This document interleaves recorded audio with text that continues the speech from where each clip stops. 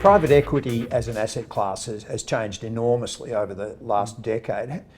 How do you see that evolution of the asset class continuing?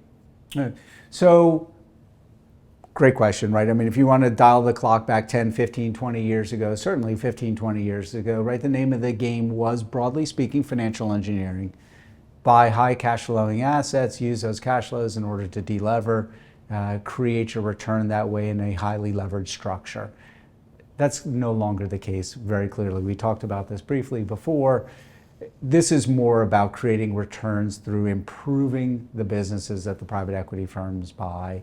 Very often that's in terms of cash flows, but it can be in other ways as well to make them a more strategic asset. Private equity firms, you have some incredibly talented managers at these private equity firms, and they've recognized the need to do this in order to continue to generate 20+% compounded returns, which is not an easy thing to do. And how are they going to do that? They need to deploy resources to hire the right management teams to create value in those businesses. What I'm seeing happening is private equity firms getting better and better at that, using those resources in even better ways and continuing to refine their ability to add value to businesses.